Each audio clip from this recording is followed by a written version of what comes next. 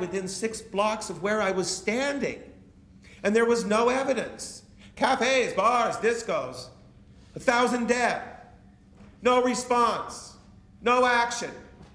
And I remember saying to Joseph, you know, I wish I had a bulldozer. If we could knock down these buildings, if this was a meadow with 1,000 corpses rotting in the sun, then people would see it and they would understand it. And if they were human beings, they would be compelled to respond. But there was no response, nothing. So a few nights later, on the night of the 27th, as people gathered with their candles to remember Harvey Milk and George Moscone, my friend Joseph and I had stacks of poster board and sacks of magic markers, and as people gathered, we asked everybody to write the name of one person they knew who had been killed by this new disease. And they were ashamed to do it. We didn't have obituaries with full names. We didn't have memorial services. My friends died, they were burned, their ashes were scattered, their belongings were sold, and then the family disappeared back to Iowa or wherever, and they were gone. Gone, disappearing all around us. And so people were writing J or Bill or Bob R. And then one kid took 2 pieces of cardboard and taped them together and in big block letters printed Thomas J. Farnsworth Jr., my brother, he's dead. And other people looked at that and became ashamed of their shame and began to write the first and last names of their loved ones who had died. We walked to City Hall as we always do with our candles, and we left our candles there at City Hall on the stairs and by the statue of Abraham Lincoln. And then I had everybody walk another 2 blocks down Civic Center Plaza to the old federal building that housed Ronald Reagan's Health and Human Services Western Division offices. And I'd hidden extension ladders in the shrubbery.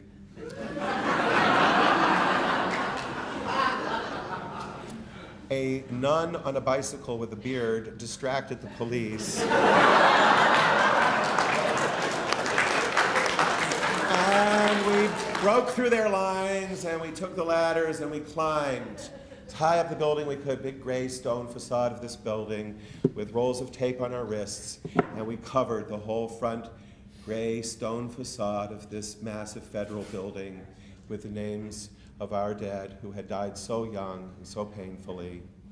It began to rain gently. It was a cold night. There were no speeches or music or chants or whistles going, just absolute quiet, people whispering and looking at this collection of names on the wall. And I walked through the crowd when I got off my ladder, and I could hear people whispering and saying, I went to school with him. We grew up together. I didn't know he was sick. When did he die? You could just feel the deep yearning need to find a way to grieve together for our friends, but also to try to just find a way, please, to break through the stupidity and bigotry, foolishness and greed that even today hampers our ability to respond to what has become the worst pandemic in the history of humankind. And I got to the edge of the crowd, and I looked back over the crowd at that patchwork of names on the wall, and I said to myself, it looks like some kind of odd quilt. I thought of my grandma, who loved me more than anything in her life. And I thought of my great-grandma back in Bee Ridge, Indiana, and the quilt that she had made when she learned that my mother was pregnant, that is still on my bed at home. And it was such a warm, comforting, middle American, middle class, traditional family values sort of symbol. And I thought, what a great symbol to attach to this disease that's killing black people, that's killing homosexuals, that's killing IV drug users. And that was the idea. I thought about it for a year. I told everybody about it. They all said, Cleve, that's the stupidest thing I've ever heard of. Ha!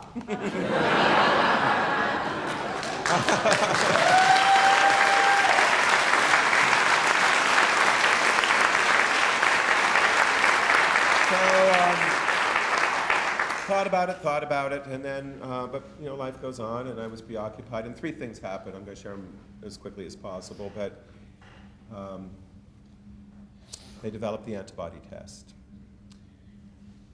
I knew that they had samples of my blood going back to 1977 because I had volunteered in the hepatitis vaccine study. While traveling in Europe, I contracted hepatitis, and when I came back, they were recruiting people for the study that eventually led to the creation of the hepatitis vaccine. So I knew that they had samples stored back to 1977, and that those samples were now all being tested for HIV antibodies so they could determine when AIDS got to San Francisco. So I called up the clinic. I'd been very involved in setting up a lot of this stuff, and I called up the clinic, and this woman answers the phone, and I said, I want to get my HIV status, and she said, oh, I'm sorry, we don't get that out on the phone. I said, I know that, I made that rule. And she puts me on hold for like 8 months, and then comes back and says, oh, Dr. Stemple would like to meet you for lunch tomorrow. That doesn't sound good. A free meal out of a doctor must be terminal. I can only get through these stories by making jokes out of them, but it's pretty awful. You sit down at a table over a tuna on rye, and the guy across the table is about to tell you if you're going to live or die. And he was a very sweet man, and he said, what do you think? I said, I think I've got it. And he said, you're right. And at that point, oh, it's over. And I did the only thing I could think of to do, which was to hold a press conference. And I ended up on 60 Minutes. I had Mike Wallace come out and visit. And I was not real excited about that. I thought he was just another right-wing jerk from CBS. But he did a good job.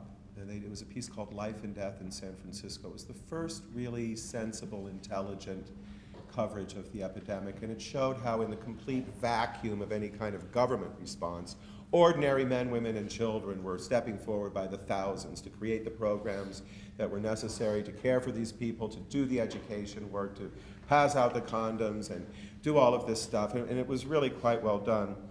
And I got some notoriety about it. The only problem was that by that point I had been once again out of work, and I'd moved back to Sacramento and was now working for the Friends Committee on Legislation, a Quaker-sponsored peace and social justice lobby. And the local newspaper ran this little story about this famous homo that had been on 60 Minutes and was working, and so the death threats began again, and I was listed. And how many of you have ever gotten a death threat? It's really weird, isn't it? And with me, they were calling me really early in the morning, like 5:36. I'm not a morning person. And the phone would ring, and there was this voice saying, we're going to kill you, faggot. Today's the day. You're going to die, faggot. And I didn't know what to do. It's like I talked to my friends. I'm getting scared. They're calling me every morning, and I wake up to this every morning, and should I call the police? Oh yeah, they'll be a big help. And I said, should I get a gun? And I said, Cleve, you're a Quaker, you can't get a gun. So I just tried not to think about it, and then one night, I was working late. We had this brilliant Republican governor at the time named Duke Magian who decided to privatize the prison industry. It's a growth industry, and there's money to be made. And the Quakers, of course, didn't like that, and so I was up late trying to figure this mess out, and then I walked home to my little apartment. It was a hot, muggy, humid Sacramento summer night, and as I got to my apartment, I noticed there were these two young men with shaved heads and interesting tattoos on the wall by my apartment complex, and they said something unpleasant as I walked by, but I just wanted to get out of my stinking polyester suit and turn on the AC and go get some ice cream while the apartment cooled off. So I go in there, I change my clothes, I turn on the air conditioner, I go out, they're gone, I forget all about them. Got about 2 blocks towards Baskin Robbins, and suddenly they're there. And I'm sure many of you have wondered, what would I do if I were confronted with violence in the streets of America? And I did everything you're supposed to do. I didn't make eye contact. I just kept walking. And as As they passed by, one of them said, there's too many goddamn queers in this town. And I was baffled by that because I'd been looking everywhere.